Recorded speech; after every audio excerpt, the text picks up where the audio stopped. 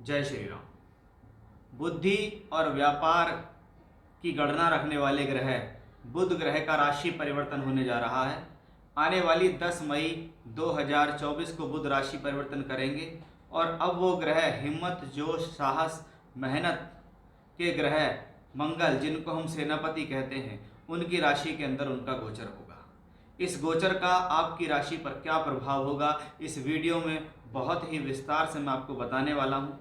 जैसा कि आप सभी जानते हैं कि इससे पहले बुध बृहस्पति की मीन राशि में थे, जहाँ पर वो नीच के होते हैं, जहाँ पर वो राहु केतु अक्ष पर रहे। और पिछला काफ़ी समय अगर देखें तो लगभग 50 से 60 दिन का समय बुध ग्रह ने वक्री होकर, मार्गी होकर, कभी नीच के हुए, कभी कुंभ राशि में गए, कभी राहु केतु अक्ष पर चले गए। तो इसलिए इस प्लेनेट के अंदर बहुत ज़्यादा डिस्टर्बेंस आया। और जब भी किसी प्लेनेट के अंदर डिस्टर्बेंस आता है तो उसके कारकत्व में डिस्टर्बेंस आता है। अब वो डिस्टर्बेंस बहुत हद तक दूर होने जा रहा है, क्योंकि अब बुध ग्रह मंगल की मेष राशि में प्रवेश करने जा रहे हैं। यानी जहाँ बुध को हम राजकुमार कहते हैं, वहीं मंगल को हम सेनापति कहते हैं। बुध, जिसको हम गणित का कारक कहते हैं, अकाउंटेंसी कहते हैं, व्यापार कहते हैं, सोच समझ कहते हैं, शिक्षा कहते हैं, बोलने की क्षमता कहते हैं, वाणी, याददाश्त, ये सब कुछ बुध ग्रह के ही तत्व हैं। अब ये बुध ग्रह शिक्षा को भी सबसे ज़्यादा प्रबोधित करता है। अब ऐसा ही एक ग्रह जब नीच का हो रहा हो, राहु केतु अक्ष पे हो, तो वो पीड़ित होता है, वो अपने पूर्ण फल नहीं देता। अब ये ग्रह वहाँ से निकलकर प्योरली एक तरीके से देखें तो एक नया जन्म बुध ग्रह का यहाँ हुआ, जहाँ पिछले 60 दिनों में जो पीड़ा झेली है, अब उस पीड़ा का अंत हो गया है। 10 मई से लेकर 30 मई तक, यानी अभी शुरुआत के 20 दिन मई के महीने में बुध ग्रह मंगल की राशि में गोचर करेंगे। ये मंगल अग्नि तत्व राशि कहलाती है। ये मंगल की सामान्य तौर पर देखा जाता है कि बुध ग्रह मंगल का मित्र नहीं है, लेकिन यहाँ बुध ग्रह मंगल की मेष राशि के अंदर है। और मंगल को भी हम तेज के लिए जानते हैं, जोश, हिम्मत, साहस के लिए जानते हैं। दोनों ही ग्रह युवा हैं। इसका मतलब कहीं ना कहीं ये बुध ग्रह मंगल की राशि में जाकर आपकी चपलता, आपकी चतुराई को बढ़ाएगा, आपकी याददाश्त को अच्छा करेगा, आपकी बोलने की क्षमता को अच्छा करेगा, सोचने समझने की शक्ति को बढ़ाने में सक्षम होगा ये बुध ग्रह जब ये मंगल की राशि के अंदर गोचर करेगा। साथ ही साथ देखें तो बुध को यहाँ राहु से मुक्ति मिल रही है, बुध को यहाँ नीचता से मुक्ति मिल रही है। अब वो सभी लोग जिनको बुध से संबंधित दशाएं हैं या मंगल की राशि में बुध जा रहे हैं, तो मंगल से संबंधित दशाएं किसी भी तरीके से चल रही हैं, तो आपके ऊपर इसका प्रभाव अन्य राशियों के मुकाबले ज़्यादा होगा। बुध ग्रह इस दौरान 3 नक्षत्रों में गोचर करेंगे, अश्वनी, भरणी और कृतिका, जो कि क्रमशः केतु, शुक्र और सूर्य के नक्षत्र हैं।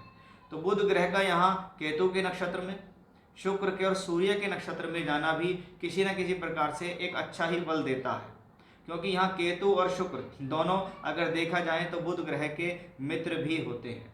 अगर आपका जन्म इसमें से किसी नक्षत्र में हुआ है या आपकी कुंडली के अंदर कोई भी प्लेनेट मेष राशि में बैठे हैं, तो वो कहीं ना कहीं अश्वनी, भरणी, कृतिका नक्षत्र में ही होंगे और बुध ग्रह भी उसके ऊपर ही गोचर करेगा, तो उसके ऊपर इसका प्रभाव और ज़्यादा अधिक हो जाता है।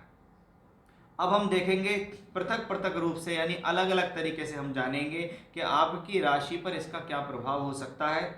ये 20 दिन हमारे लिए कैसे हैं, क्योंकि अब यहाँ से जैसा कि मैंने कहा कि बुध ग्रह का एक पुनर्जन्म हो रहा है, बुध ग्रह का एक नया उदय हो रहा है। अब देखना यह है कि व्यापार के, गणित के और वाणिज्य के ग्रह बुध, मंगल जो ग्रह है हिम्मत, जोश और साहस के हैं, इनके साथ जाकर क्या करेंगे।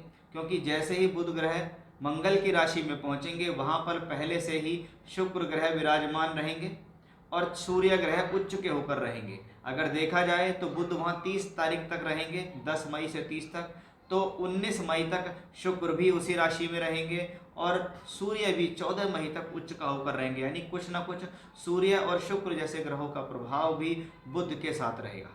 अब आइए जानते हैं इसका आपकी राशि पर क्या प्रभाव होने वाला है और कैसे एक नई शुरुआत आपके लिए हो सकती है और कैसे आपके लिए आने वाले समय में ग्रहों की स्थितियाँ क्या लाभ दे रही हैं, क्या सावधानी देंगी आपको, क्या चेतावनी देंगी, वो सब बड़े विस्तार से समझने की हम यहाँ कोशिश करते हैं।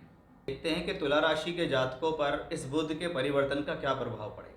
सबसे पहले हमने देखा कि ये जो बुध का परिवर्तन है, ये आपकी राशि से सप्तम भाव, जिसको हम केंद्र स्थान बोलते हैं, वहाँ पर बन रहा है। अब आपकी राशि से भाग्य स्थान के मालिक बुध यहाँ केंद्र में आए। सबसे बड़ी बात क्या है कि पिछले 60 दिनों में अगर हम देखें तो बुध का परिवर्तन लगातार ऐसे ग्रहों से बना, ऐसे ग्रहों से संबंध बना जो कि खराब थे।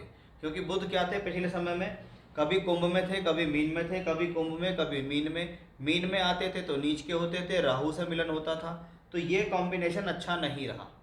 अब आपके भाग्य को बदलने वाला ग्रह बुध राशि से सप्तम भाव के अंदर आ गया।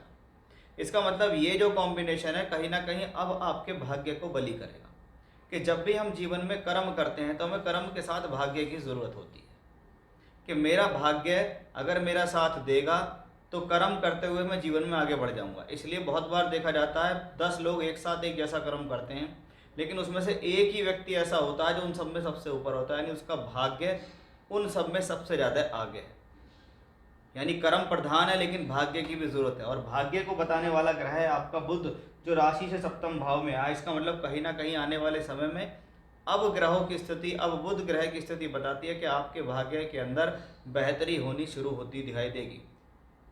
अब कहीं ना कहीं आपको लगेगा कि मैं जो कर्म कर रहा हूँ उससे मुझे फायदा है। दूसरी बात, हमने देखा कि शुक्र ग्रह 19 मई तक यहाँ पर इनके साथ रहेंगे। कौन है शुक्र? राशि के मालिक होकर सप्तम भाव में, भाग्य का मालिक यहाँ, राशि का मालिक यहाँ सप्तम भाव के अंदर है, तो सातवें घर से संबंधित अच्छे रिजल्ट मिलेंगे।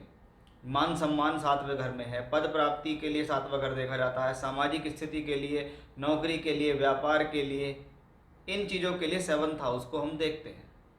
हालांकि ये स्थिति कहीं ना कहीं अगर मैरिड लाइफ में कोई डिस्प्यूट्स चल रहे हैं तो उन डिस्प्यूट्स को सॉल्व करने में भी आपको हेल्प देगी, क्योंकि सप्तम भाव के अंदर ये योग बना, सप्तम भाव का मालिक जो मंगल है वो यहाँ है। इसका मतलब है कि जरूर कुछ ना कुछ हो सकता है, डिस्टर्बेंस चल रहा हो, लेकिन उसको ये सॉर्ट आउट करेगा जब तक शुक्र यहाँ रहेंगे। फिर सूर्य इसके साथ आ जाएगा। आप देखिए तो 14 मई तक सूर्य भी यहीं है, 19 मई तक शुक्र ही है। शुक्र क्या, लाभ का मालिक होकर यहाँ। अगर आप देखें राशि के मालिक, लाभ के मालिक और भाग्य स्थान के मालिक, ये तीनों एक साथ मिलकर सप्तम भाव में राजयोग धनयोग बनाते हैं। यानी बुध जैसे ही वहाँ से निकलते हैं उन्हें सूर्य शुक्र का सहयोग, सपोर्ट प्राप्त होता है। और जब सूर्य शुक्र का सपोर्ट प्राप्त होता है तो सबसे पहले भाग्य वृद्धि, फिर वो शुक्र के साथ है तो मान सम्मान, स्वास्थ्य के लिए अच्छा, वैवाहिक संबंधों के लिए अच्छा, पद प्राप्ति, सामाजिक स्थितियाँ, नौकरी व्यापार के लिए अच्छा, लाभ के मालिक के साथ है, इसलिए सोर्स ऑफ इनकम की स्थितियाँ भी कहीं ना कहीं बेहतर होती दिखाई देंगी। ये भी हमें इस सूर्य ग्रह की वजह से ही क्लियरली यहाँ दिखाई दिया है।